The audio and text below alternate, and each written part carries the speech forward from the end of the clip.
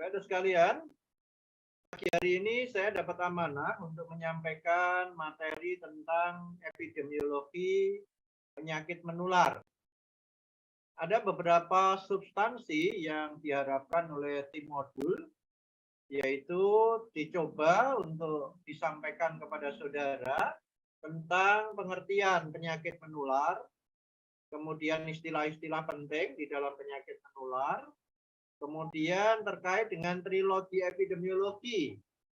Ya, meskipun ini barangkali akan mengulang pada saat di Pato 1, tapi di sini kita akan sedikit membahas lebih luas. Kemudian pengaruh agent pada kejadian penyakit, pengaruh host pada kejadian penyakit, pengaruh lingkungan pada kejadian penyakit, dan mekanisme penularan penyakit. Jadi cukup banyak ini item yang harus saya jelaskan dalam waktu kurang lebih 100 menit. Mudah-mudahan nanti nyampe waktunya. Oke, kita akan langsung saja tentang terkait dengan tema kita, yaitu epidemiologi penyakit menular. Pengertian epidemiologi ini sudah beberapa kali disampaikan oleh pemateri yang lain, misalnya oleh Dr. Imam atau yang lain, barangkali sudah sempat mengkajinya. Secara prinsip, saudara sekalian, pengertian epidemiologi berhubungan dengan penduduk, ya, itu intinya ya, berhubungan dengan penduduk. Nah, apanya dari penduduk ini yang harus dipahami. Jadi semua unsur ya, yang berkaitan dengan analisis yang berhubungan dengan penduduk itu dikaji dalam konteks epidemiologi. Nah, ini yang pertama harus dipahami. Di dalam pustaka dimungkinkan nanti saudara akan menemukan banyak pengertian. Ya. Dan itu tidak apa-apa karena pada prinsipnya selama kita memiliki pustaka ada perbedaan itu boleh. Ya, selama kita memiliki pustaka ada perbedaan itu boleh. Makanya di dalam kegiatan pembelajaran kita, misalnya di dalam SGD, itu dimungkinkan mahasiswa mengambil dari banyak pustaka, kemudian mencoba dirangkum, diramu sedemikian rupa, sehingga memperoleh pengertian yang lebih komprehensif lagi. Nah, demikian pula dengan epidemiologi. Nah, pustaka yang saya ambil di sini, kita perhatikan, itu terkait dengan penyebaran penyakit pada manusia dalam konteks lingkungannya. Ya. Nah, dari sini tugas epidemiologi tidak hanya membaca, tetapi itu juga mencoba memahami faktor-faktor determinan yang berhubungan, yang menjadi penyebab dari suatu penyakit. Nah, itu dikaji di dalam epidemiologi. Ya, jadi tidak hanya membaca deskriptif saja, tetapi juga menganalisis. Kenapa sesuatu itu terjadi? Kenapa penyakit itu terjadi? Nah, kemudian epidemiologi penyakit menular. Maka kita juga harus memahami apa itu penyakit menular.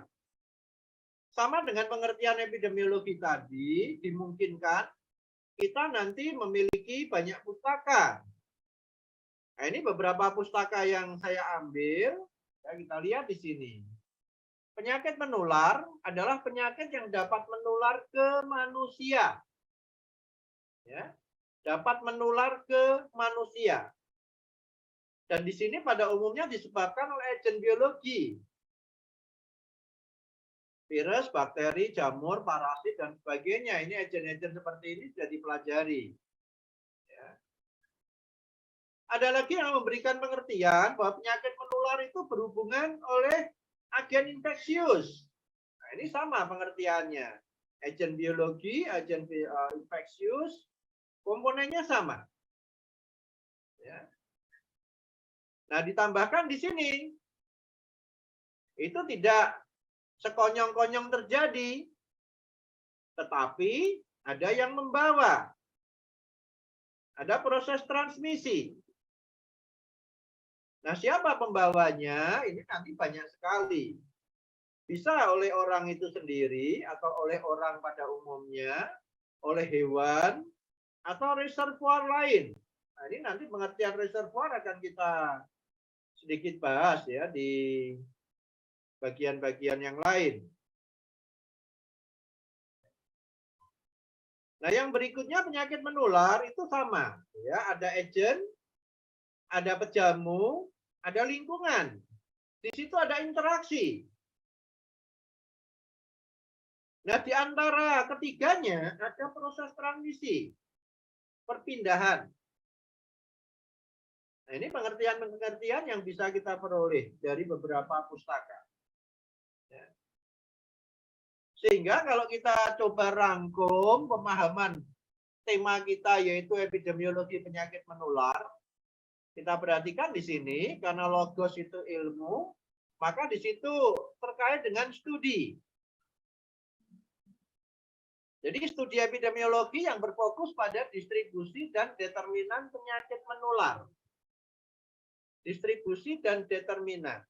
Distribusi ini penyebaran, determinan faktor-faktor yang menyebabkan, faktor-faktor yang berpengaruh, faktor-faktor yang berhubungan. Nah, pengertian yang lain kita perhatikan, itu mencakup evaluasi semua faktor. Ya, termasuk transmisinya. Ya, termasuk transmisinya. Dan karena kita seorang klinisi, dan Anda nanti sebagian besar adalah menjadi dokter, saya katakan sebagian besar ya, kadang-kadang ada mahasiswa yang pada level sarjana keluar. Pada level sarjana terpaksa di drop out. Ya. Nah, kita nanti akan masuk ke sini sebagai dokter, seorang klinisi. Nah, kita harus memahami itu. Ya, bagaimana epidemiologi penyakit menular itu. Baik, kita masuk sesuai dengan amanah tematik ya. Ini hal-hal sederhana, saudara sekalian. Dan hal sederhana ini sering kita jumpai di masyarakat. Khususnya ketika masyarakat, dalam hal ini konsumen, dalam pelayanan, dalam hal ini adalah pasien, ya, itu kadang-kadang akan bertanya kepada kita, dok, apa sih itu dok yang namanya infeksi? Dok, apa sih dok itu yang namanya penyakit infeksi? Bahasa ini sederhana sekali. Tetapi kita harus paham. Ya, kita akan sering mengatakan, wah dia kena infeksi nih. Wah, dia terkena infeksi nih. Wah, dia tertular infeksi nih. Nah, kadang-kadang kita nggak mampu menjelaskan infeksi itu apa. Nah, kita perhatikan di sini. Infeksi, ya, masuknya disertai pertumbuhan dan perkembangbiakan suatu bibit penyakit di dalam tubuh manusia atau hewan. Sehingga timbul gejala-gejala penyakit. Anda perhatikan ini, sejak masuk, tumbuh, dan berkembang. Ya, tumbuh itu menjadi tambah besar, tambah dewasa, berkembang itu bisa tambah banyak. Kalau di dalam ilmu tumbuh kembang, berkembang itu dihubungkan dengan kecerdasannya. Tapi kalau dalam hal penyakit, nah ini tentunya berhubungan dengan jumlahnya. Masuk, tumbuh, dan berkembang. Karena di sini perkembangbiakan. Jadi bertambah banyak bibit penyakit tersebut. Ini infeksi, Anda perhatikan.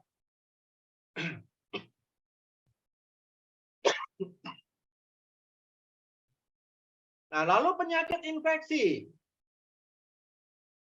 Ya, kita perhatikan di sini. Penyakit yang disebabkan oleh sesuatu bibit penyakit. Ya. Penyakit yang disebabkan oleh sesuatu bibit penyakit. Jadi di sini ada spesifikasi. Penyakit tertentu disebabkan oleh bibit penyakit tertentu. Ini harus dipegang. Penyakit tertentu disebabkan oleh bibit penyakit tertentu. Nah, ketika masuk ke dalam tubuh dan berkembang, tumbuh dan berkembang, di situ infeksinya. Ya, ini dicermati ini.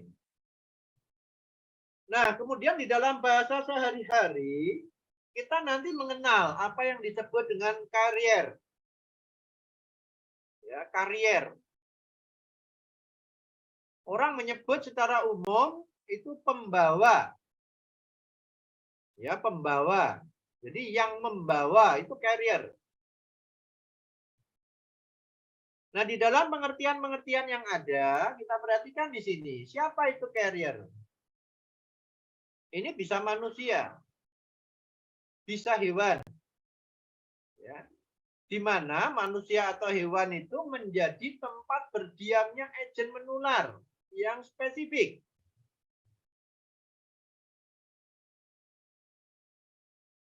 Dan di sini lebih banyak kepada bahwa penyakitnya itu belum kelihatan. Carrier. Tetapi dia bisa menjadi sumber penularan, sumber infeksi. Maka di masyarakat kemarin ketika COVID, kita mengenal dengan istilah OTG. Orang tanpa gejala. Itu adalah carrier. Dia membawa bibit penyakit. Ya, tetapi bisa menularkan. Nah, carrier ini kemudian diperluas lagi menjadi beberapa item. Ya, menjadi beberapa item. Yang pertama muncul istilah health carrier. Kita perhatikan di sini host. Jadi host ini sekali lagi bisa orang, bisa hewan. Kelihatannya sehat, ya, karena tidak nampak ada tanda dan gejala di situ, ya, tetapi membawa unsur penyebab penyakit. Jadi health carrier. Jadi OTG itu ada di sini. Kemudian ada istilah incubatory carrier. Jadi ada masa tunas. Host, ya, yang masih dalam masa tunas, inkubasi. Jadi kuman, virus, dan sebagainya itu sudah masuk. Tetapi masih di dalam masa pertumbuhan di situ.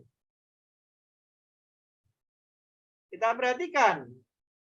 Namun dia memiliki potensi ya untuk menularkan. Ya, memiliki potensi. Jadi di masa inkubasi tetapi memiliki potensi. Kemudian ada istilah lagi yang kemarin cukup banyak muncul adalah convalescent carrier. Baru sembuh dari kasus. Nah, ini contoh gampangnya ya, dia sudah sempat ketularan penyakit. Ya, sudah ketularan penyakit. Kemudian sembuh. Dia baru sembuh.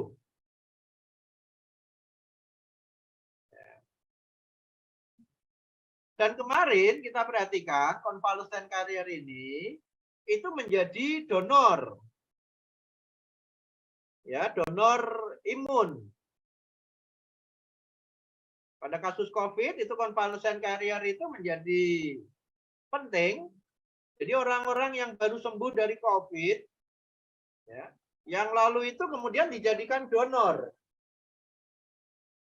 untuk penderita yang sakit. Karena diharapkan dari orang tersebut sudah memiliki daya kekebalan. Itu muncul kemarin istilah convalescent carrier ini. Nah, kemudian ada istilah lagi chronic carrier. Nah, ini merupakan sumber penularan yang cukup lama. Biasanya kronis ini didefinisikan dengan waktu lebih dari 6 bulan. Jadi penyakit-penyakit yang bisa berdiam di host lebih dari 6 bulan dan berpotensi menularkan, itu disebut kronis carrier. Sebagai contoh itu adalah AIDS, penyakit AIDS. Penyakit AIDS itu ya untuk sign and symptom, gejala dan tanda, sign, tanda dan gejala, sign and symptom, tanda dan gejala, itu bisa muncul setelah 3 tahun sampai 10 tahun. Orangnya kelihatan normal-normal saja, tetapi dia sudah membawa AIDS. Yang dia termasuk ke kronis. Karena lebih dari 6 bulan. Nah, istilah-istilah yang lain lagi, konsep communicable. Ya, communicable. Communicable period. Jadi periode penularan. Nah, kita perhatikan di sini. Ini berhubungan dengan periode waktu. Ya, waktu. Di mana agent menular dapat dipindahkan baik secara langsung maupun tidak langsung. Dari orang terinfeksi ke orang lain. Dari hewan terinfeksi ke manusia. Dari orang terinfeksi ke hewan. Termasuk antropoda. Jadi periode penularan.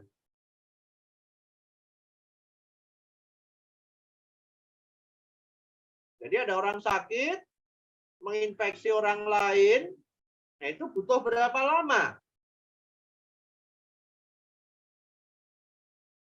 Di dalam epidemiologi yang kasus menarik kemarin itu COVID misalnya, ya dari terinfeksi kemudian terinfeksi yang orang lain, ya diidentifikasi dengan waktu kurang lebih 2 minggu. Ya 2 minggu ada kemudian baru nampak tanda dan gejala. Baru nampak tanda dan gejala. Dan ini untuk tiap penyakit itu berbeda-beda. Ya, penyakit berbeda-beda. Ada yang berhubungan dengan virulensi, keganasan kumannya, keganasan virusnya.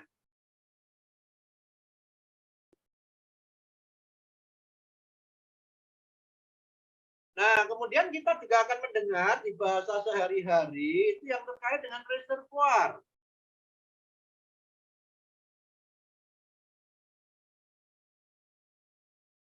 Kita benar-benar di sini.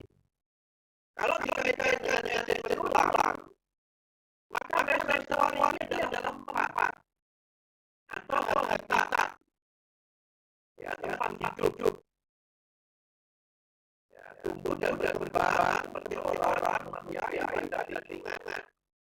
Sehingga kalau benar-benar dimiliki manusia yang ada di lingkungan. Reservoir yang dapat menjadi sumber dari mana agent penular jam ataupun tidak. Jadi bisa macam-macam. Makanya ada contoh dari COVID dan ada teman-teman isinya berhubungan dengan COVID. Ya. Kemarin ada proses penyemprotan ringan misalnya. Mobil nyeproti pohon, dinding, pegangan pintu, kunci pintu, semua diproses, disterilkan. Kenapa? Karena di situ bisa menjadi tempat. Ya, bisa menjadi tempat. Ya, bertahan atau tumbuh. Bisa berkembang biak. Makanya kemarin dari COVID itu sebagai contoh sederhana untuk lingkungan, untuk manusia yang paling jelas, ya. Untuk lingkungan itu, WHO mengeluarkan berbagai macam analisis bahwa virus COVID itu bisa bertahan misalnya pada sisi yang hari, ya, pada kayu yang hari, pada kulit yang hari, dan seterusnya. Jadi reservoir memang membutuhkan intervensi yang lebih. Intervensi yang lebih dalam artian memang tempat berdiam sesaat atau lama sampai 10. Itu juga harus dikelola. Ketika kita mengelola suatu penyakit, itu prinsipnya.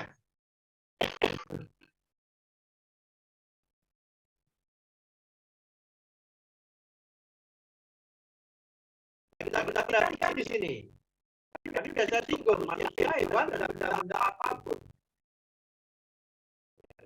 Jadi kita pasti ada sebenarnya bahwa lingkungan kita itu sebenarnya tidak sepenuhnya steril.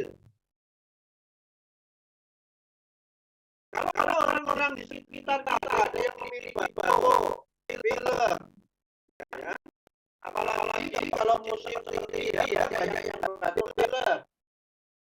Kalau kita duduk,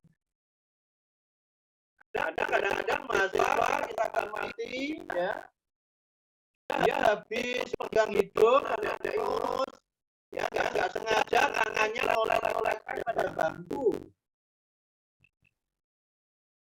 Nah, bangku ini bisa menjadi reservoir.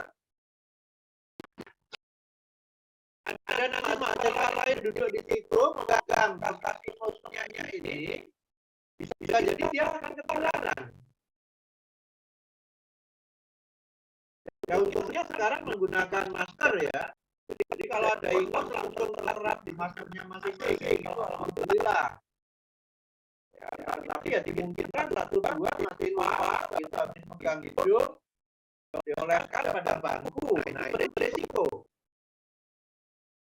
Dan itu terjadi di berbagai tempat, di tempat-tempat umum.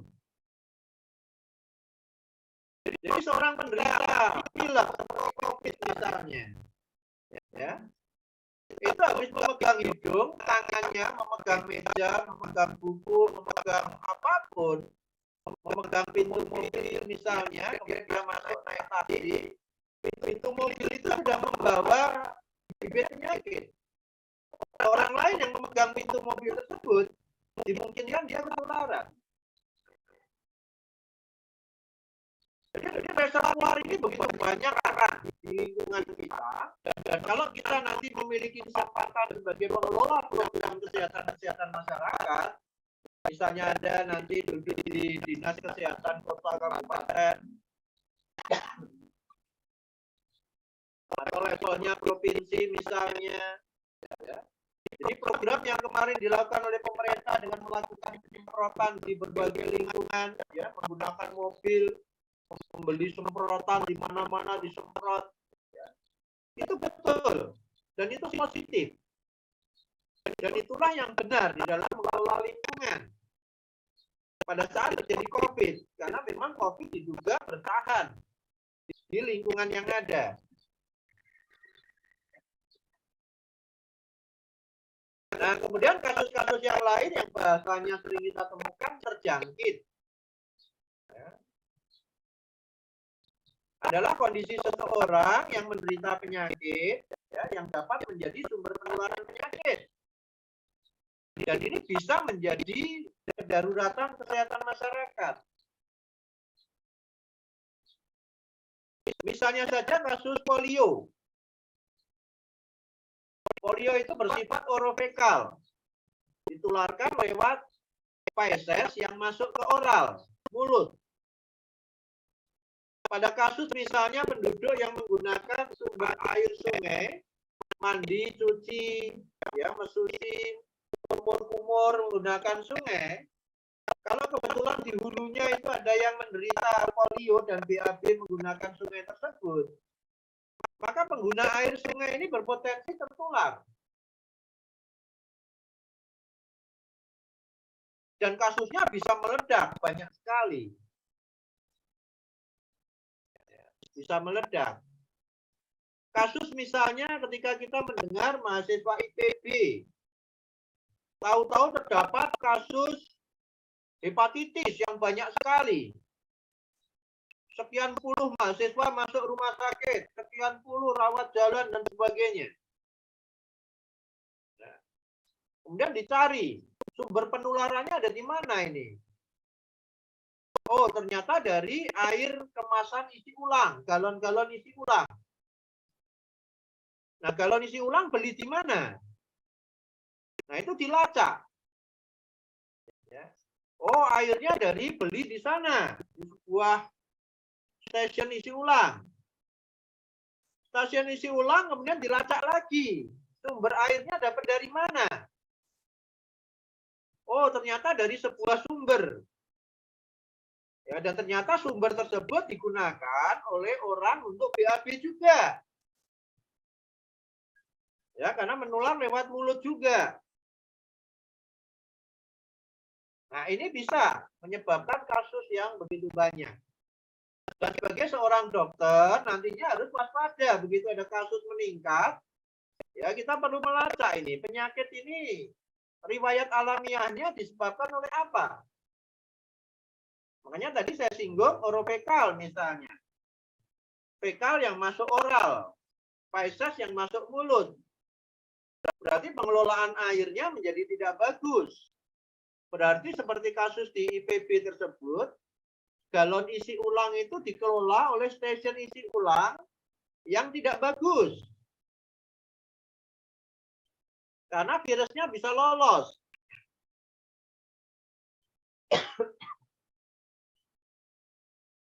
Nah, ini kita harus waspada.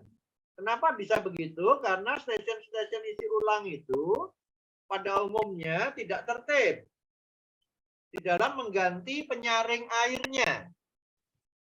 Jadi penyaring air itu kan kalau kita punya mobil, seperti mobil, ada saringan oli. Saringan oli itu pada kilometer misalnya 10.000 kilometer, saringan oli itu harus diganti. Nah, kadang-kadang galon ini stasiun isi ulang itu karena untuk mengganti filter-filter air isi ulang itu mahal. Akibatnya sudah banyak yang kedaluarsa.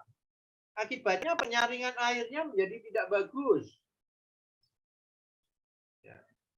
Dulu saya sempat mengajar di sebuah akademi analis ya. Itu mahasiswa yang menganalisis stasiun isi ulang itu memang banyak sekali airnya terkontaminasi. Nah, saya nggak tahu pengawasan oleh pihak yang berwenang, apakah itu bisa dilakukan apa tidak. Nah, ini yang kita tidak tahu.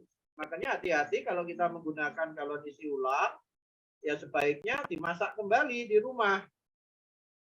Ya, karena di situ ada potensi menjadi sumber penularan penyakit. Yang tidak diketahui dari seseorang yang menularkan penyakit pada sumber airnya, dan itu memiliki potensi untuk terjadinya kedaruratan kesehatan masyarakat. Ya, kasusnya bisa meledak. Ya. Karena menggunakan bahan yang dipakai secara umum. Air minum itu kan banyak yang menggunakan. Sungai, di mana dipakai untuk tempat mandi, cuci, mesuci, ya, lain-lain. Itu banyak yang menggunakan. Jadi begitu di situ tertular, terkontaminasi oleh seseorang yang membawa bibit penyakit tertentu, dimungkinkan terjadi kasus yang meledak. Ya. Baik, nah kemudian kita coba sekarang memahami tujuan ya dari kenapa kita mempelajari epidemiologi penyakit menular. Ada prinsip penting, yaitu memahami rantai penularan penyakit. Memahami proses interaksi dari suatu penyakit. Ya. Harapannya apa? Kalau kita paham, maka kita akan bisa melakukan pengendalian. Ya, jadi kalau kita memahami rantai penularan penyakit, proses interaksi penyakit, kita akan bisa melakukan pengendalian. Nah, seperti tadi misalnya, begitu kasus di IPB itu ketemu bahwa sumbernya galon isi ulang, kan segera diintervensi itu. Dilakukan pemeriksaan airnya, pembelian air galonnya itu berpindah tempat yang masih bagus dan sebagainya. Dilakukan baku mutu unsur biologiknya misalnya. Kalau tadi saya memberikan kasus pada kasus polio, ya, jadi di sebuah sungai yang airnya digunakan untuk kehidupan sehari-hari tercemar feses yang mengandung bibit polio. Ya, dokter puskesmasnya segera melacak bahwa kebiasaan penduduk adalah menggunakan air sungai. Maka diduga penularannya lewat sungai. Maka timnya dokter puskesmas ini segera melacak, menyusuri sungai, aliran sungai. Dan ternyata kemudian ditemukan ya bahwa di sebuah desa itu ada yang menggunakan WC tempel. Dan di situ dipergunakan untuk BAB, kebetulan ada kasus polio di situ. Maka segera dilakukan pengendalian. Ya, WC tempelnya diminta untuk dibongkar, ya, diganti, tidak boleh lagi BAB di sungai. Anaknya yang menularkan segera diobati dan seterusnya. Itu prinsip-prinsip pemahamannya. Jadi kita akan bisa mencoba untuk memutus rantai penularan dari penyakit tersebut. Nah, ini sudah kita berikan ya di patomekanisme 1 bahwa penyakit, proses terjadinya penyakit itu banyak teori. Ya, banyak teori. Nah, ini beberapa teori yang kita bawa. Jadi nanti silakan saja Anda memiliki referensi yang lebih banyak, silakan saja. Ya, segitiga EPID ini yang banyak digunakan ya di dalam analisis-analisis epidemiologi. Dan itu bergerak seiring dengan waktu. Ya, agent host environment interaksinya sedemikian rupa itu berhubungan dengan waktu. Ya, jadi misalnya kasus flu ya. Flu itu dulu adalah ledakan flu Spanyol namanya, zaman Perang Dunia Pertama. Ya, itu 100 tahun yang lalu. Dari sekarang. Ya, waktu itu tahun 18. Jadi 100 tahun yang lalu. Flu Spanyol itu menghasilkan korban jutaan orang meninggal. Nah, sekarang 100 tahun kemudian ada COVID. Ini jenisnya juga mirip flu. Korbannya juga jutaan.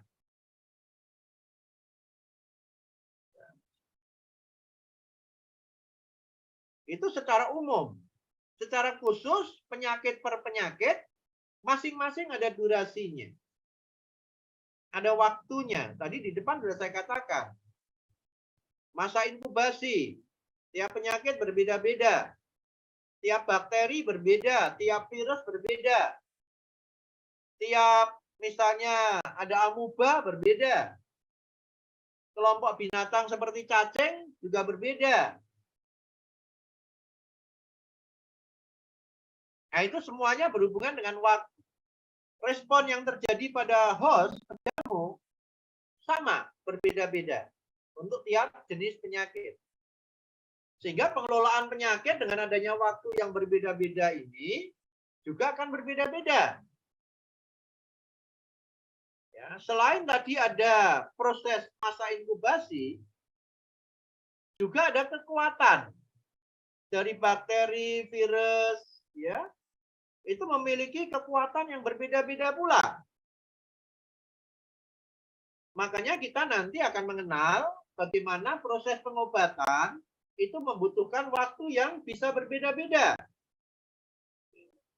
Anda nanti bisa ya memiliki referensi, silakan buka ya di pedoman praktek klinik, buku PPK untuk dokter layanan primer. Nah, di sana ada pengobatan itu waktunya berbeda-beda. Misalnya saja untuk kasus TBC.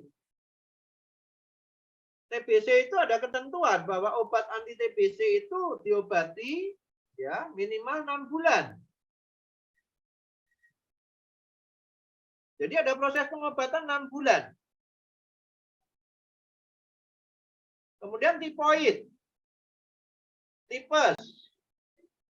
Kalau zaman dulu sebelum ada BPJS, tipes itu rata-rata mondok 1 minggu, obat jalan 1 minggu. Jadi waktunya kurang lebih 2 minggu. Itu contoh saja. Dan ini Anda sudah memahami ya di konsep agent ini di bagian mikrobiologi. Ya, jadi masa kekuatan virus, bakteri, ya, binatang-binatang yang bisa menyebabkan penyakit itu berbeda-beda. Sehingga nanti tata laksananya pun itu dengan waktu yang berbeda. Itu dengan memahami siklus dari agentnya. Nah, ketika kita membahas yang terkait dengan trilogi EPID,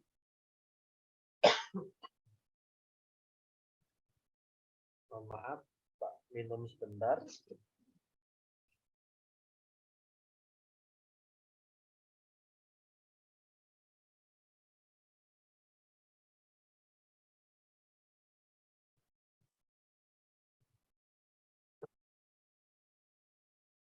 Ya, kita lanjutkan. Sekilas, host itu sudah kita bahas di patomekanisme 1. Nah, kita coba rinci pada kesempatan ini. Siapa itu host? Ya. Manusia atau makhluk hidup lainnya. Anda perhatikan ini. Manusia atau makhluk hidup lainnya.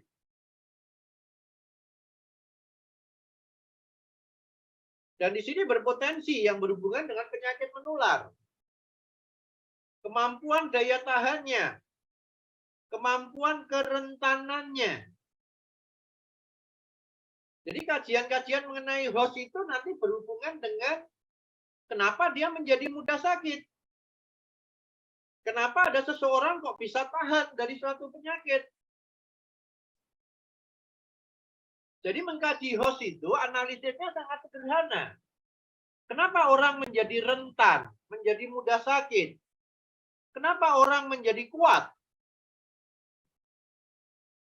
Jadi kalau ini kita tempatkan pada manusia, karena bidang kita nanti kedokteran akan mengelola manusia, jadi menyembuhkan manusia, jadi yang kita kelola adalah manusia, memanusiakan manusia.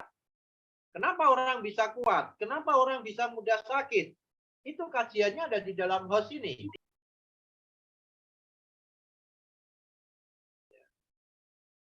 Dan di sini, faktor manusia itu begitu kompleksnya. Ada banyak hal yang bisa menyebabkan kita semua berbeda-beda. Dan respon pada penyakit juga berbeda. Ada yang satu ruang terkena COVID bareng-bareng, yang satu masih kuat, yang satu kemudian jatuh sakit. Yang satu menjadi OTG, yang satu langsung sakit. Nah, di sini yang akan nampak bahwa ada konsep kerentanan. Yang satu mudah sakit, rentan. Yang satu daya tahan, lebih kuat. Makanya kita harus hati-hati. Ya, ketika kumpul-kumpul dengan sejawat, ya, dimungkinkan sejawat kita itu merupakan OTG, orang tanpa gejala. Jadi kita harus hati-hati itu. Dan apalagi ini ada informasi bahwa COVID naik kembali. Maka kita perlu waspada. Ya, kita perlu waspada. Nah, kita harus berusaha untuk bagaimana kita menjadi tahan. Kita menjadi tahan. Atas gizinya, olahraga, dan sebagainya. Nah, ini kita coba analisis satu persatu. Ya, kemungkinan-kemungkinan yang terjadi ya pada host. Misalnya umur. Ya, umur ini tentu akan berbeda-beda. Respon pada penyakit. Ya, respon pada penyakit itu berbeda-beda. Ini yang saya tulis, ada campak pada anak-anak, kanker pada usia-usia pertengahan, aterosklerosis pada lanjut usia. Nah, contoh sederhana yang lain pada COVID kemarin. Pada COVID itu pemerintah sudah langsung mengeluarkan berbagai macam pedoman. Salah satunya di bidang kedokteran. Ya, COVID itu pemerintah mengatakan seorang dokter yang memeriksa pasien umum itu memiliki risiko sedang. Tapi kalau dia lansia, risiko itu naik menjadi risiko tinggi sebelum ada vaksin dan sebagainya. Jadi pemerintah sudah mengeluarkan acuan bahwa faktor lansia itu berisiko tinggi untuk terjadinya tertular COVID.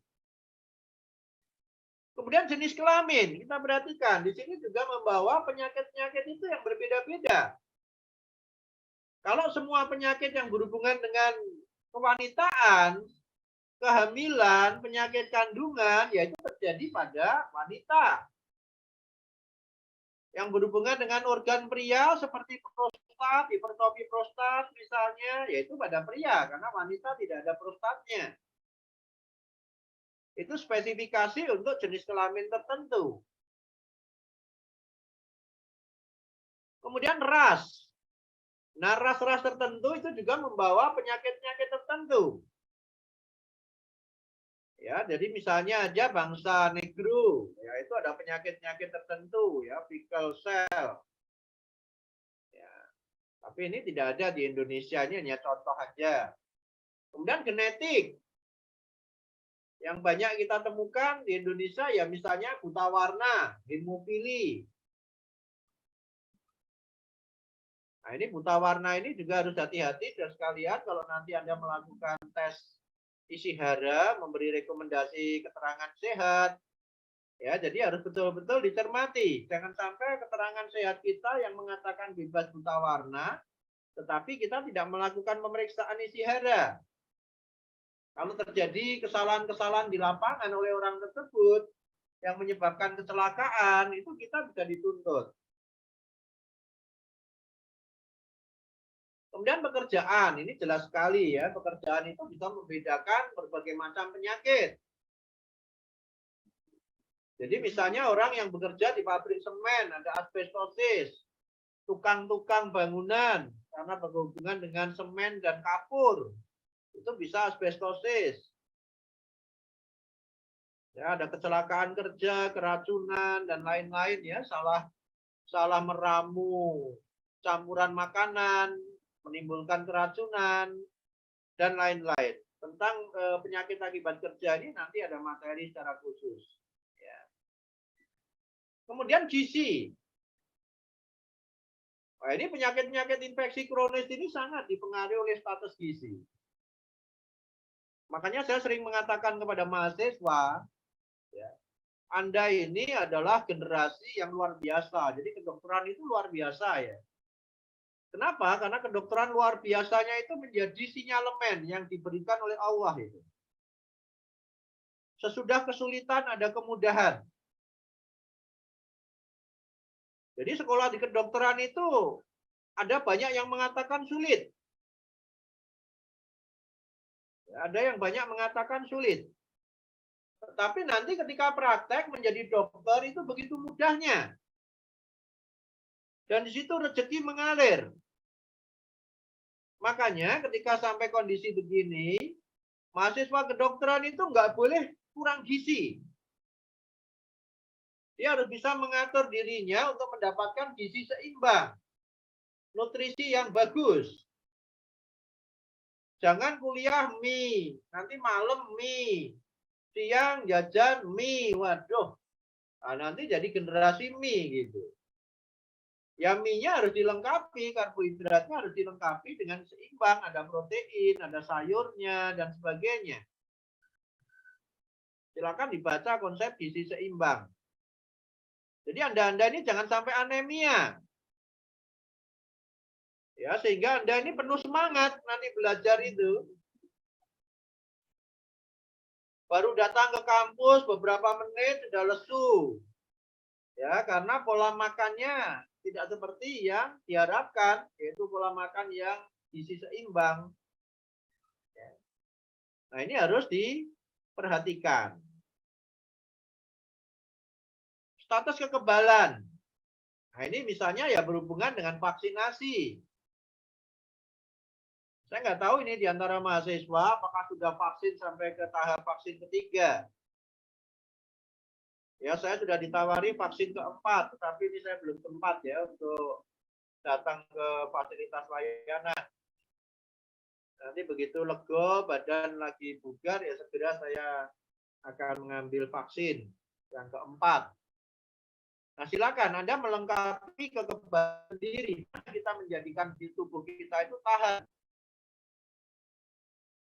Adat istiadat, ya, kebiasaan makan, ya, tidak memakai sendok, memakai tangan, tangannya nggak cuci, itu juga bisa menyebabkan sakit. makan ikan mentah. Ya, misalnya di Jepang itu ada makan ikan mentah. Nah, apakah ikannya betul-betul steril? Nah, itu juga harus mendapat perhatian. Gaya hidup.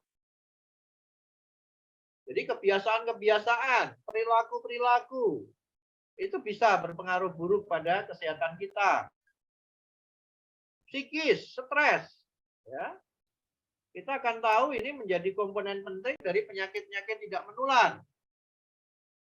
Seperti hipertensi, ulcus pepticum, sulit tidur. Makanya saya sering kepada mahasiswa, saya tanya, Anda datang ke kampus mau ngapain? Jawaban rata-ratanya mau belajar, mau menuntut ilmu. Oke, itu benar. Ya. Tetapi di balik itu nanti kita akan mengenal di dalam definisi sehat secara mental. Sehat mental itu salah satu poin penting adalah gembira, bahagia, senang. Sehingga kalau ditanya datang ke kampus mau apa, mau senang-senang. Senang untuk apa? Senang menulis kuliah, senang mendengarkan kuliah, senang mengerjakan tugas-tugas di SKD. Apapun tugas yang diberikan oleh kampus, dijalankan dengan senang. Maka di situ kita akan terhindar dari kasus-kasus sakit mental.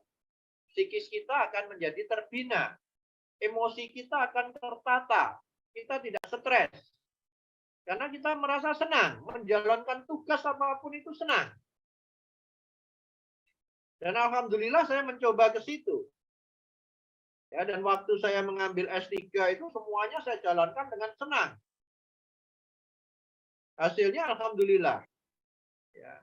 Dari 52 mahasiswa S3, kelas Makassar dan kelas Surabaya, yang IP-nya 4 itu 4 orang. Dan salah satu alhamdulillah saya. Karena saya menjalankan tugas kuliah di Surabaya itu semuanya saya jalankan dengan senang. Diberitahu, besok ada kuliah Pak Catur. Oleh Prof. Berapa menit? 100 menit. Saya langsung meluncur ke Surabaya. Di sana batal, enggak apa-apa, seneng aja pulang lagi Semarang. Ada tugas apa? Saya kerjakan. Saya dapat materi segera saya share ke teman-teman. Buku-buku saya share. Saya senang semuanya, alhamdulillah. Jadi Anda pun juga harus membina ini psikis Anda, kesehatan mental Anda. Ya, agar tidak terjadi stres. Makanya tadi saya katakan di kedokteran itu adalah salah satu contoh ya, sinyal yang diberikan oleh Allah itu. Sesudah kesulitan ada kemudahan. Seolah-olah sulit. Tapi semuanya itu kalau dilakukan dengan senang menjadi mudah. Dan nanti kita praktek itu begitu mudah. Dan di situ insya Allah amalan-amalan kita sebagaimana sanggup mati, ilmu yang bermanfaat, ya, sedekah, amal jariah, insya Allah dokter itu kaya sehingga bisa berpeluang beramal lebih banyak ketimbang orang lain. Itu harus disadari. Ilmunya manfaat, begitu kita menasihati orang tersebut menjalankan untuk begitu dengan bahagianya, itu luar biasa. Itu luar biasa. Ya, menjadi amalan yang tidak pernah putus. Dan prakteknya gampang, obat itu gampang. Ya, obat itu hanya ada simptom, ya, gejala, sign and symptom, ya, gejala dan tanda. Kemudian kausa, penyebab, dan suportif. Obatnya hanya 3. Nanti sinaunya memang banyak, tetapi kalau tidak dipilah itu hanya itu aja. Penyakit yang terjadi di tempat kita juga kalau dokter umum ya begitu-begitu aja. Pegelino, pusing-pusing, pilek, batuk, mentret. Kalau spesialis juga begitu, penyakitnya hanya itu-itu aja gitu. Dan insya Allah di situ Allah memberikan rezeki kepada kita. Jadi sesudah kesulitan ada kemudahan, itulah kedokteran. Luar biasa sekali. Makanya bina ini kejiwaan Anda agar tetap menjadi bahagia, senang. Jadi semua kerjakan dengan senang. Ya, jangan sampai Anda ada yang masih merasa tidak ikhlas karena disuruh oleh orang tua masuk ke kedokteran, itu hilangkan itu. Ya, jadikan mengarah kepada konsep sanggup mati. Lima ridhotillah, mendapatkan ridho Allah itu. Ilmunya nanti bisa bermanfaat, kita bisa beramal lebih banyak karena rezeki kita insya Allah lebih baik ketimbang profesi yang lain. Ya. Itu jadikan background yang menarik bagi kita. Nah ini di depan tadi sudah saya katakan, semua kajian mengenai host itu berhubungan dengan bagaimana kita tahan, atau kalau dia menjadi sakit, kenapa dia rentan? Kenapa dia menjadi mudah sakit? Apapun itu penyebabnya, analisislah melalui dua komponen ini. Jadi begitu ada datang pasien, kita akan langsung mencoba berinteraksi. Kenapa orang ini sakit? Oh, minum es. Oh, kena hujan.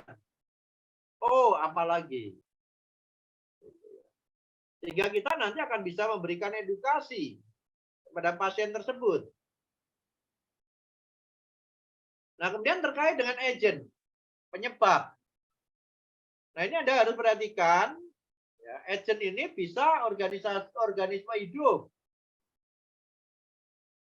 Ya, bisa organisme hidup. Kuman. Ya, ini untuk kasus infeksi.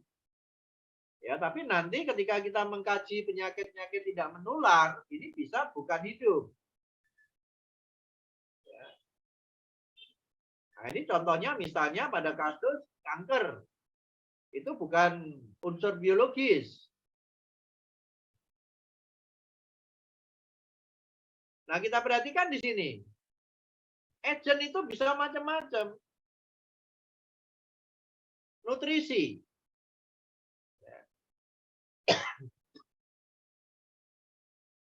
Kelebihan unsur gizi tertentu. Misalnya kolesterol. Atau kekurangan gizi tertentu. Maka ada kondisi yang namanya kurang kalori protein misalnya. Kekurangan vitamin. Ada penyakit-penyakit yang berhubungan dengan ini. Silakan nanti untuk penyakit-penyakit nutrisi ini juga Anda bisa buka ya di dalam bukunya PPK, Pedoman Praktek Klinik.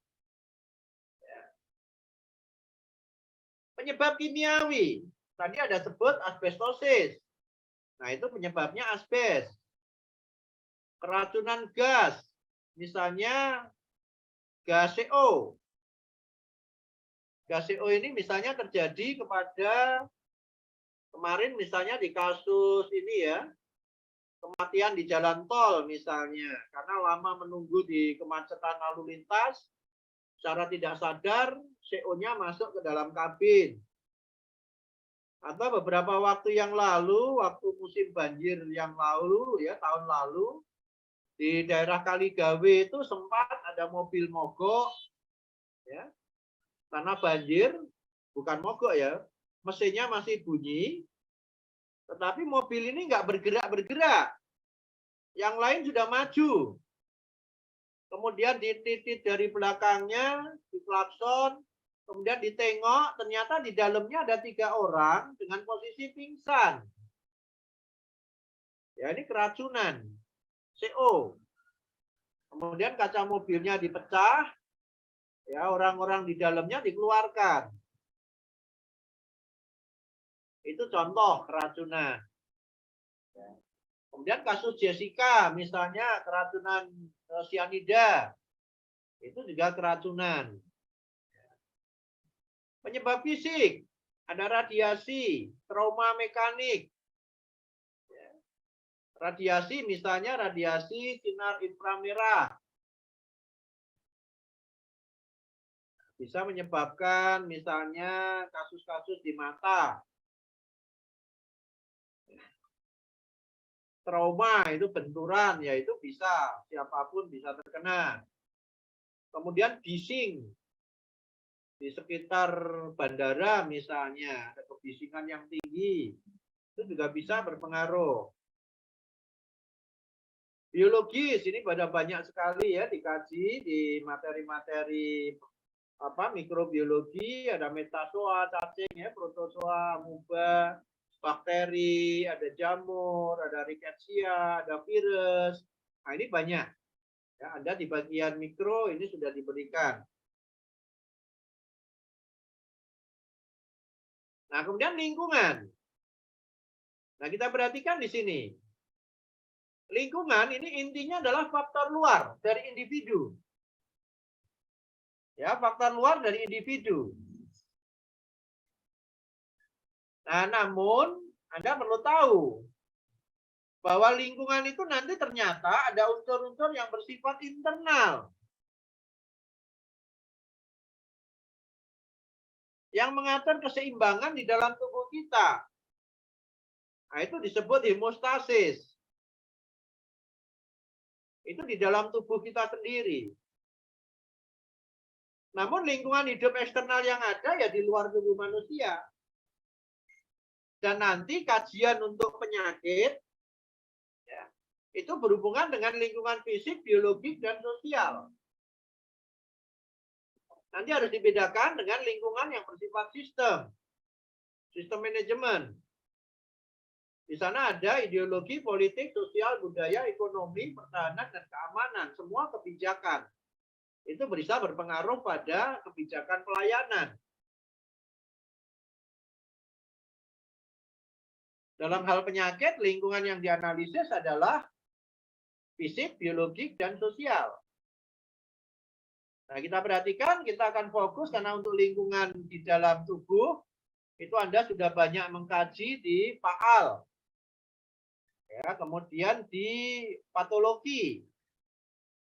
Ya, itu banyak dikaji untuk lingkungan internal. Lingkungan fisik. Oh, ini macam-macam di sekitar kita. Semuanya bisa berpengaruh. Ya, pada musim dingin seperti ini, ada orang, anak-anak yang banyak menggunakan air untuk mandi-mandi misalnya. Ya, dia akan mudah sakit karena serangan dingin. Panas misalnya, contoh sederhana, itu kalau nanti insya Allah Anda ada kesempatan berhaji, ya, Anda akan mendapatkan itu kasus-kasus serangan panas di lapangan. Banyak orang tiba-tiba pingsan, banyak orang tiba-tiba mimisen di tengah panas terik matahari. Nah, bagaimana kita akan mengelola itu semua? Radiasi misalnya di ruang radiologi. Bagaimana orang harus masuk ke ruang yang dimungkinkan ada kebocoran, ada radiasi. Menggunakan pelindung dan sebagainya. Kemudian teknologi menyiapkan adanya detektor radiasi. Harus digunakan. Nah, kadang-kadang nggak dipakai itu, nggak dibawa detektornya, itu juga bisa berpengaruh.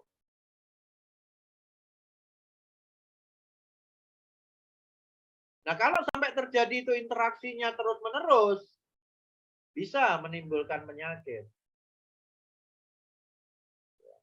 Musik saja kalau kita nggak cocok, itu bisa menyebabkan sakit suara itu.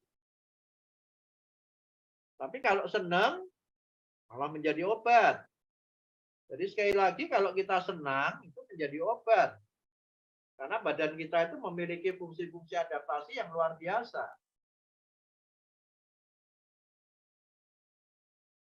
Lingkungan biologis. Ya, prinsipnya semua yang hidup. Ya, ini bisa mempengaruhi kita. Dan kita nanti akan sangat-sangat lekat. Ya, yang berhubungan dengan ini. Infeksi. Agent penyakit. Pada saat COVID, ya saat COVID kemarin, itu banyak orang menakut-nakuti. Wah, ngeri ya masuk ke dokteran. Ya, ngeri masuk ke dokteran. Karena ada penyakit yang bisa membunuh. Itu salah. Ungkapan seperti itu. Kenapa? Semua pekerjaan itu memiliki resiko. Tukang batu, ya, membuat bangunan, itu aja bisa meninggal itu ketiban batu. Atau jatuh. Bisa mati.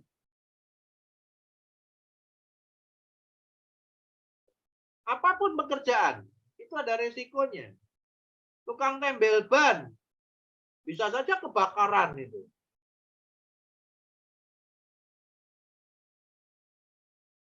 Karena bannya harus dikompres panas, ya, panasnya menyebar, kena tangki, tangkinya meledak, kebakaran, bisa aja dia mati karena itu. Kuncinya adalah bagaimana kita mengelola. Tadi sudah saya singgung terkait dengan fisik. Ada alat detektor. Di bidang biologi, kita juga ada SOP, Standard Operating Procedure. Selama kita mengikuti petunjuk-petunjuk yang ada, insya Allah aman. Insya Allah aman. Gunakan masker yang terbaik. Misalnya sekarang COVID naik lagi. Nah, ketika kita SGD misalnya, maka kita sarankan menggunakan masker yang terbaik. Ya minimal yang N95 atau KN95.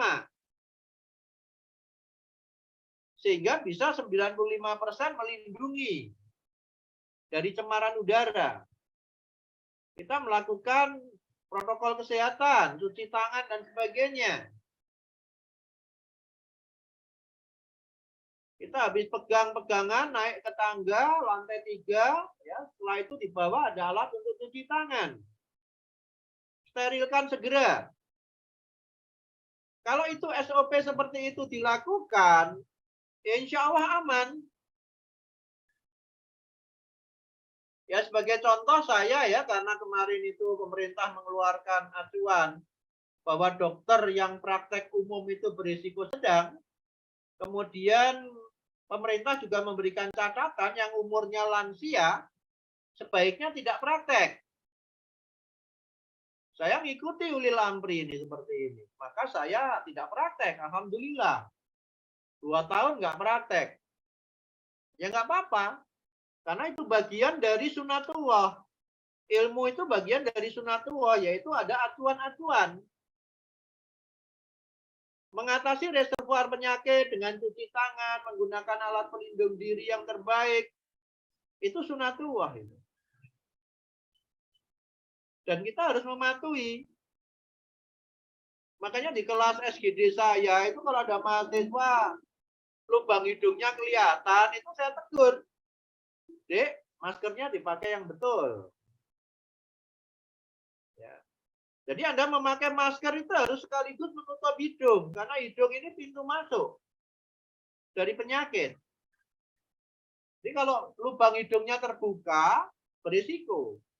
Karena Anda melanggar SOP penggunaan masker, itu contohnya. Jadi semua pekerjaan ada risiko.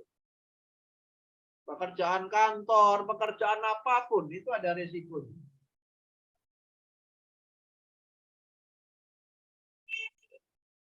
Dan ini kita sudah mengkaji bahwa keseimbangan yang terjadi di unsur-unsur ini akan menimbulkan sakit kalau ada ketidakseimbangan. Dan perlu diketahui dalam konteks biologis ini, ya, seperti makhluk hidup pada umumnya termasuk kita, virus, ya, itu di dalam kehidupan itu akan selalu berusaha untuk mempertahankan kehidupan. Apa ada di antara Anda mau ketularan COVID? Kan tidak. Maka anjuran agar tidak, gunakan masker yang bagus. Dengan menggunakan masker yang bagus, insya Allah kita terhindar. Sebaliknya, virus, ya, di dalam kehidupannya itu juga mempertahankan kehidupan. Ketika orang dilakukan vaksinasi, memiliki daya tahan, padahal virus ini juga harus hidup. Dia harus berkembang biak, dia harus mempertahankan kehidupan. Maka kita kemudian mengenal COVID ini ada proses mutasi. Jadi COVID juga mutasi. Itu tidak lain mempertahankan kehidupan. Jadi untuk kita mempertahankan kehidupan dengan iptek, ilmu pengetahuan dan teknologi. Bagaimana nih sifat-sifat biologis penyakit? Penyebarannya. Bagaimana kita mengantisipasinya? Karena pekerjaan kita, resikonya ada di yang berhubungan dengan biologis ini. Orang lain punya risiko dengan fisik. Orang lain ada yang punya risiko dengan psikisnya, kejiwaannya. Semua pekerjaan ada risiko-risikonya. Bagaimana kita menyeimbangkan sehingga risiko itu tidak berpengaruh buruk kepada diri kita. Karena pada prinsipnya kita harus bertahan hidup. Kita tidak ingin sakit-sakitan. Semua orang berharap, berdoa kepada Allah untuk diberikan umur panjang. Diberikan kesehatan, diberikan keselamatan, diberikan umur panjang. Amin. Nah, di situ sebenarnya kita mencoba menyeimbangkan semua faktor yang ada di sekitar kita. Nah, lingkungan sosial kita perhatikan di sini. Ada adat istiadat, kebiasaan, ya, dan lain-lain. Dan semua itu berpengaruh pada konflik jiwa. Semua faktor yang mempengaruhi konflik kejiwaan berpotensi menimbulkan penyakit. Makanya tadi sempat saya singgung, Anda masuk ke kedokteran ini, jangan sampai ada yang masih merasa terpaksa. Anda harus ikhlas. Kembalikan kepada Allah. Anda harus semata-mata mencari ridha Allah. Kita harus mencermati bagaimana orang tua memilihkan jurusan untuk kita. Luar biasa ilmu kedokteran itu. Ilmunya merupakan amalan ilmu yang tidak pernah putus. Ilmunya manfaat. Manfaat bagi diri sendiri. Manfaat bagi orang lain. Dan orang lain yang menjalankan, maka kita akan mendapat manfaat ilmu. Insya Allah rezekinya banyak. Sehingga kita memiliki peluang bisa beramal jariah lebih baik ketimbang orang-orang lain. Alhamdulillah. Luruskan itu niat. Jangan sampai Anda ada konflik kejiwaan berada di kedokteran itu. Dan nanti ketika kita mempelajari yang namanya 5 level prevention, ya, kebahagiaan hati, ketenangan, kegembiraan, ya,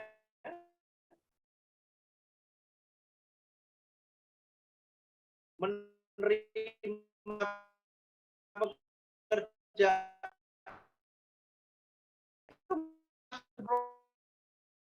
promosian meningkat bagi balas ya, karena akan menghindar. Nah, ini yang kemarin sudah pernah kita singgung sedikit ya, teori-teori terjadinya penyakit. Ada teori Gordon. Ya, teori Gordon ini keseimbangan yang dipengaruhi oleh lingkungan, di mana ada kondisi-kondisi agent memberatkan, host memberatkan, agent memberatkan karena pengaruh lingkungan, host memberatkan karena pengaruh lingkungan. Nah, ini kemarin sudah kita bahas. Kalau kondisinya seimbang, maka orang itu sehat. Ya. Nah, ini kita perhatikan di sini. Kapan agent memberatkan? Tadi sudah saya singgung, apabila agent itu baru. Agent itu bermutasi, maka badan kita belum memiliki pertahanan di sana. Kapan host memberatkan? Usia. Anak-anak, lansia, ya, itu bisa berpengaruh. Kemudian status gizi. Kemudian vaksinasi, imunisasi, imunitas. Kemudian adanya penyakit-penyakit komorbid. Makanya ketika orang kena COVID tetapi memiliki komorbid, maka risikonya tinggi untuk terjadinya kematian.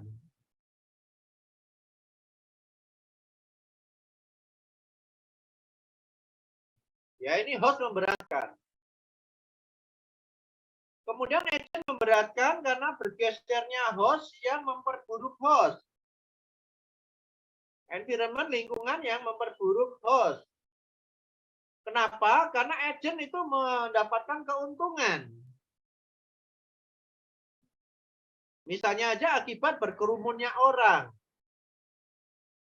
Ya, berdesak-desakan orang. Makanya kemarin pemerintah mengeluarkan ketentuan, ya, jangan mudik, jangan berkerumun.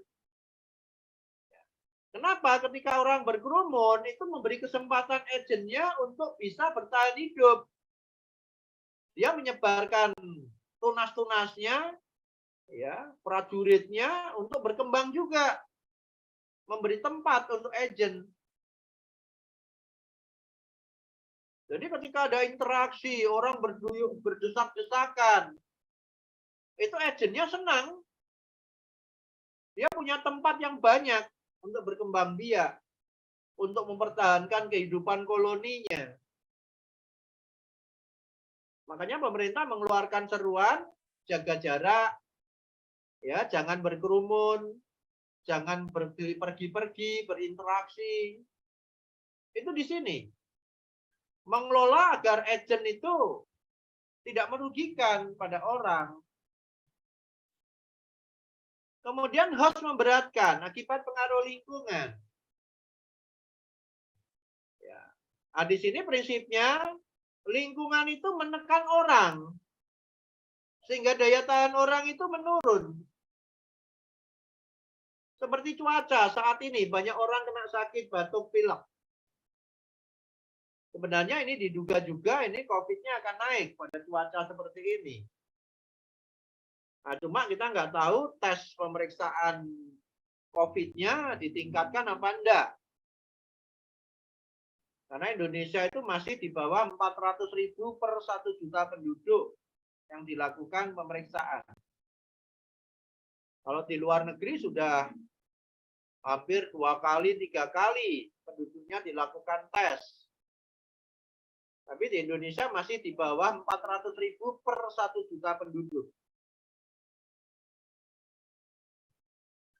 Stresor yang menyebabkan orang tertekan. Makanya tadi saya katakan, jaga psikis Anda, buatlah hati Anda senang. Kalau sampai kita terjadi stres, daya tahan tubuh kita akan menurun. Mudah kita akan terkena penyakit. Ya. Jadi hati-hati itu kita jaga daya tahan tubuh kita. Pencemaran. Nah, itu bisa menyebabkan daya tahan tubuh kita menurun. Baik, teori yang lain itu adalah jaring sebab akibat. Bahwa penyakit itu terjadi dari banyak faktor yang berinteraksi sedemikian rupa sehingga muncul satu penyakit yang tertentu. Misalnya TBC itu bisa dari status gizinya, ada kedekatan dengan penderita, jumlah penduduk yang menderita juga banyak, lama kontaknya juga banyak di situ, kumpul-kumpul, banyak faktor. Tetanus neonatorum, dukunnya belum dilatih, alat-alatnya tidak steril, penggunaan antiseptik luka tidak steril, menggunakan zat yang menurut versi dukun. Itu contoh-contoh. Kemudian teori roda, Anda perhatikan ada inti genetik. Jadi kalau nanti Anda membaca-baca buku di kedokteran, misalnya buku PPK, Pedoman Praktek Klinik, ya, Anda lihat itu di dalam keterangan di berbagai penyakit itu ada yang menyebut ada unsur keturunan. Ketika Anda membaca ada konsep unsur keturunan, maka cara menganalisisnya adalah menggunakan teori roda ini. Ya, teori roda ada inti genetik. Bagaimana hostnya, bagaimana lingkungan mempengaruhi penyakitnya.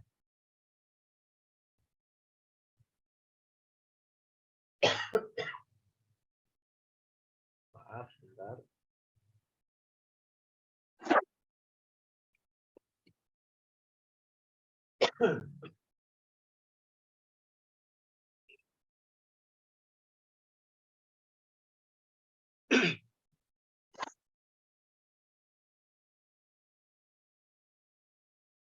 Ya, karena suara saya mungkin keras. Kemudian teori kontagion. Jadi kontak. Bahwa untuk terjadinya penyakit itu harus ada kontak. Satu dan yang lain. Jadi ada kontak. Kemudian ada teori Hippocrates. Nah, kita perhatikan teori Hippocrates itu memberikan konsep ya, adanya kontak dengan jasad hidup. Ya, ini hampir sama dengan kontagion. Nah, jasad hidup ini bisa orang, bisa binatang, dan lain-lain. Ya, prinsipnya ada di situ, Hippocrates. Namun beliau tidak hanya sebatas itu, tetapi lingkungan internal seseorang itu juga dianalisis. Apa yang dimakan yang mempengaruhi keseimbangan tubuhnya. Ya, misalnya orang yang makan garam itu kan terjadi air itu akan keluar atau masuk ke dalam pembuluh darah ya. Dari sel, keluar dari sel masuk ke pembuluh darah yang menyebabkan keseimbangannya terganggu sehingga terjadi hipertensi misalnya. Kemudian teori miasma. Nah, ini berdasarkan konsep udara yang buruk. Ada polusi. Itu yang menyebabkan penyakit. Nah, ini seringkali orang salah ya menganggap kejadian penyakit di suatu kampung ya, misalnya penyakit mata ya, penyakit mata merah. Di masyarakat kita itu dikenal kalau mata merah itu akibat saling pandang. Sehingga kalau saling pandang itu bisa menularkan penyakit mata merah. Nah, kalau sampai saling pandang ini menjadi penyebab penularan penyakit, kasihan itu dokter-dokter spesialis mata ya, karena harus memandangi pasien penyakit mata itu. Berarti kalau memeriksa orang penyakit mata merah nggak boleh dilihatin. Nah, itu salah ya pemikiran seperti itu. Ini sebenarnya banyak disebabkan oleh polusi. Ya, di tempat saya itu beberapa kali ya kalau terjadi banyak yang sakit mata, itu biasanya di wilayah-wilayah tertentu yang dekat pelabuhan. Itu dimungkinkan karena asap kapal. Kalau sekarang yang mata merah karena banyak pembangunan saluran air, perbaikan jalan, itu karena debu dari saluran air tersebut. Ketika panas debunya banyak.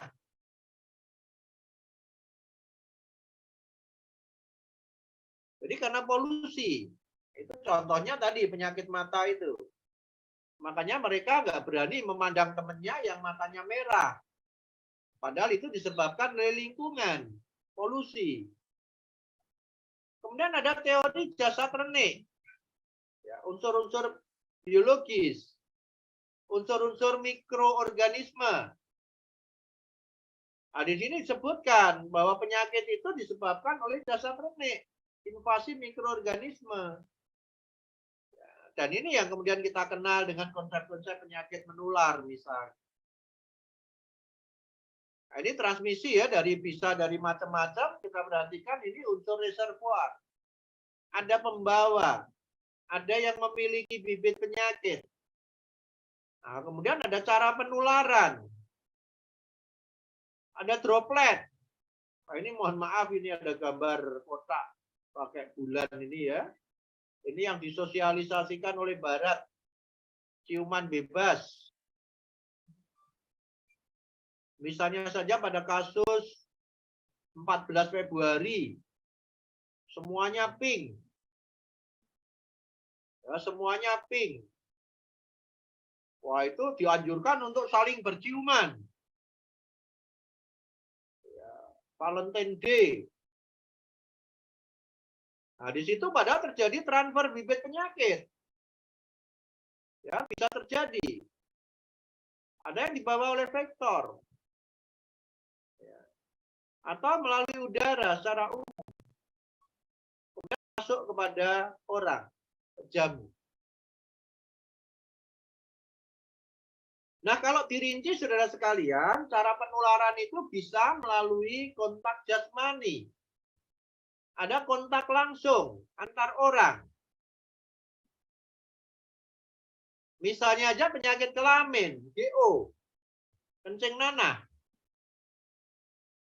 Ya, ini beberapa pasien itu kalau ada pria punya istri, nanti periksa ke tempat Anda dan diketahui dia kencing nanah. Nah, ini nanti alasan pria ini bisa macam-macam. Katanya dia habis kencing di terminal. Maka dia terkena penyakit kelamin. Ada lagi yang cerita karena habis kencing di pohon angker. Maka dia kena penyakit kelamin. Nah, ini nanti harus hati-hati Anda mensikapi cerita sang pria kalau di situ ada istrinya. Anda nggak boleh kemudian langsung mengatakan, maaf ya Bapak ini bukan karena di tempat angker. Ini jelas Bapak jajan ini di lokalisasi gitu. Wah, ini bahaya ini. Bisa-bisa dia perang dengan istrinya sampai rumah, bisa-bisa cerai. Ya, jadi hati-hati nanti menjelaskan penyakit kelamin ini kalau di situ pasangan suami istri. Ya, meskipun kita tahu dia akibat kontak dengan pembawa reservoir. Penyakit kulit, misalnya banyak kita temukan kasus-kasus di pondok pesantren. Di pondok-pondok pesantren kita ini masih banyak ditemukan kasus skabies. Satu kamar orangnya berdempet-dempetan, satu bed bisa untuk 5 orang. Ya. Begitu ada satu yang terkena skabies, secara nggak sengaja temannya kemudian ketularan dan seterusnya. Kontak tidak langsung melalui benda-benda, handuk, pakaian, sapu tangan dan sebagainya. Kalau di kalangan mahasiswa misalnya aja ada ballpoint, habis digigit-gigit sama temennya, kemudian dipinjam, nggak sengaja juga menggigit-gigit bekas gigitan temennya. Itu bisa menjadi penularan penyakit kalau temennya membawa penyakit. Jadi ada kontak-kontak tidak langsung. Melalui makanan, foodborne infection. Ya, tadi udah kita singgung ada kolera, tipes, poliomielitis, disentri, hepatitis. Di sekitar kita ini banyak polio, ya, sama hepatitis. Kolera tipes sudah relatif berkurang. Tapi pada musim banjir, di mana kebersihan penduduk sungai-sungai kita itu masih belum seperti yang kita harapkan. Di sungai-sungai kita masih banyak feses. Kalau feses ini membawa tipes, ya, kemudian banjir, fesesnya ke daratan, begitu di daratan didatangi lalat, misalnya aja lalat Musca domestica, ya di situ penyebaran tipes itu bisa terjadi. Lalatnya mencelok di makanan, nah itu bisa berisiko. Bisa berisiko. Dan untuk foodborne infection ini juga sering disebut sebagai waterborne infection, waterborne disease. Karena terkait dengan makanan, yaitu air. Kemudian melalui, kita perhatikan di sini, perantaraan serangga. Banyak sekali. Ya, penyakit-penyakit malaria, demam berdarah, yellow fever, kaki gajah. Ya. Demam berdarah. Itu banyak sekali. Dan untuk demam berdarah misalnya Bapak Kepala Dinas yang alumni kita itu, Dr. Hakam, Kota Semarang ya, itu menyampaikan bahwa demam berdarah itu tahun 22 terjadi pada bulan Januari. Maka proyeksi bisa jadi tahun 2023 ya atau sebelumnya akan bisa terulang pada bulan Desember, Januari atau Februari. Sehingga kita perlu waspada. Ya, kita perlu waspada. Nah, kemudian saluran pencernaan, penyakit-penyakit saluran pencernaan, tapi dibawa oleh serangga. Nah, tadi misalnya seperti tifoid. Ya, seperti tifoid. Tipes itu dibawa oleh lalat, Musca domestica. Makanya kalau Anda makan, di situ ada lalat hijau, hindarkan itu. Nggak usah ke situ lagi.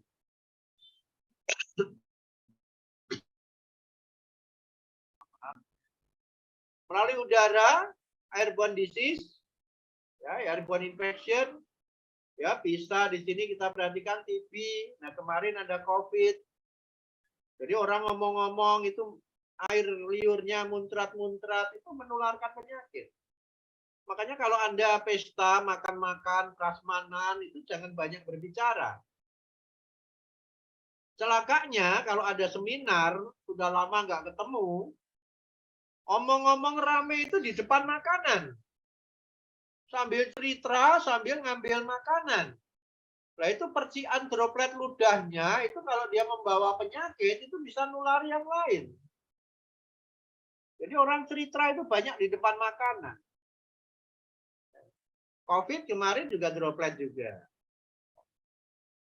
Nah, prinsip-prinsip penting saudara sekalian, ketika terjadi penyakit, dimungkinkan akan terjadi paparan orang terkena penyakit tersebut. Ya, ini keyword-keywordnya ya. Apabila di sekitar tersebut kasusnya memang ada. Ya, jumlah kasusnya banyak. Ini nanti dibuktikan dengan tingkat angka kesakitan. Angka morbiditas penyakit. Kemudian peluang kontak. Orang tersebut berhubungan enggak dengan sumber penyakit tersebut? Ini harus mendapat pencermatan, peluang kontaknya. Dan pemerintah kemarin sudah membuat program, ya, jangan sampai banyak kontak. Secara kondisional, bakterinya, virusnya, tingkat daya tularnya. Kalau itu ditularkan lewat droplet, bagaimana orang itu batuk-batuk, menyebarkan dropletnya. Kemudian kedekatan kontak. Nah, ini kedekatan kontak itu tadi. Jadi misalnya dengan adanya Valentine Day, ya mereka menganjurkan segera berciuman rame-rame. Wah, di situ ada kedekatan kontak. Kalau salah satu membawa, maka segera terjadi penularan. Lamanya waktu kontak, pertemanan, kedekatan, perlu diwaspadai. Kalau pas musim penyakit menular. Faktor lingkungan itu berkaitan dengan konsentrasi kuman atau virus. Kalau yang droplet ya yang di udara. Kalau yang air ya di dalam air. Ya, seperti polio tadi. Konsentrasi virus di dalam air sungai seberapa banyak? Ya, konsentrasi virus hepatitis di dalam air kemasan isi ulang seberapa banyak? Nah, ini proses sterilisasinya bisa dilakukan kalau udara dengan ventilasi, sinar ultraviolet, penyaringan. Air itu misalnya air zam-zam, itu sterilitasnya menggunakan sinar ultraviolet. Ya, di sana diolah itu air zam-zam, sehingga langsung bisa diminum. Ya, ini kemarin rumah-rumah para pemilik kekayaan itu melakukan pengolahan lingkungan. Tamu-tamu itu harus masuk ke ruang sinar ultraviolet dulu. Masyarakat pun rame-rame berjemur di siang hari. Tapi salah persepsi ya, jemurnya jam 11 sampai jam 2. Itu bukan vitamin D, itu berhubungan dengan sinar ultraviolet. Dia membersihkan bagian luar. Bagian luar dari badannya terhadap virus. Jadi panas-panas berjemur ya gosong ya, tapi dia bagian luarnya akan tersterilkan. Penyaringan pada masa COVID itu banyak alat-alat penyaring udara ditawarkan. Penyaring udara sudah biasa kita gunakan di ruang bedah. Di OK, di ruang bedah itu sudah biasa menggunakan penyaring udara. Nah, harus dipahami saudara sekalian, ketika terjadi penularan yang banyak mengarah kepada wabah, ya prosesnya seperti apa? Pertama, perubahan kualitas lingkungan. Ada transmisi. Masyarakat terpapar sekaligus dalam jumlah banyak. Nah, seperti tadi, misalnya penyakit mata. Banyak yang kena mata merah. Sekaligus itu bareng-bareng. Kepadatan penduduk. Nah, inilah yang kemarin banyak dikelola. Bagaimana kita membuat menjarangkan orang berkumpul. Nah, ini kita lihat lagi ada agent baru. Semua orang belum memiliki daya tahan. Kepekaan host berubah. Ketahanannya berubah. Misalnya akibat penggunaan kortikosteroid jangka panjang. Ya, daya tahan tubuhnya bisa turun akibat penggunaan kortikosteroid jangka panjang. Nah, kemudian syarat. Kapan penyakit itu disebut berpotensi menjadi wabah? Bisa menyebabkan wabah. Yang pertama, agennya dapat keluar dari reservoir. Jadi ini ada penderita atau sebagian membawa, ini agak warna merah ini pembawa, ini sudah sakit, ini masih OTG. Nah, ini bisa keluar. Hewan atau manusia, kalau COVID kemarin ya manusia misalnya. Agen dapat bertahan di dalam lingkungan untuk beberapa waktu. Bisa pada orang, tadi kita cerita COVID, bisa di lingkungan kita, pegangan telepon, pegangan pintu, tangga-tangga, dan sebagainya. Kemudian ada yang membawa ke host lain. Bisa sapu tangan, jadi penularan tidak langsung. Bisa penularan langsung dengan ciuman misalnya. Agent dapat memasuki host yang sehat. Nah, di sini saudara sekalian, masker itu memiliki dua fungsi dalam konteks mencegah wabah. Yaitu mencegah agent keluar dan mencegah agent masuk. Maka gunakan masker terbaik agar agent tidak masuk ke dalam tubuh kita. Kalaulah kita menjadi pembawa, agent tidak keluar dari tubuh kita. Itu kepentingan masker itu luar biasa. Ya, itu kepentingan masker itu luar biasa. Nah, kemudian pemahaman-pemahaman tentang kejadian luar biasa dan wabah, perbedaannya ada di mana? Ya, Anda perhatikan, kejadian luar biasa itu peningkatan kasus. Yang berbeda adalah di sini. Ada kurun waktu tertentu. Sedangkan wabah, Anda perhatikan, pada waktu yang tertentu. Ya, sekarang ini kejadian luar biasa untuk COVID. Karena sudah kurun waktunya mencapai 2 tahun lebih. Jadi kurun waktu. Kalau wabah hanya satu waktu tertentu, misalnya 1 minggu atau 1 bulan, terbatas waktunya. Baik, saudara sekalian, masih ada waktu kurang lebih 4 menit. Barangkali ada pertanyaan, silakan. Silakan, masih ada waktu kurang lebih 4 menit.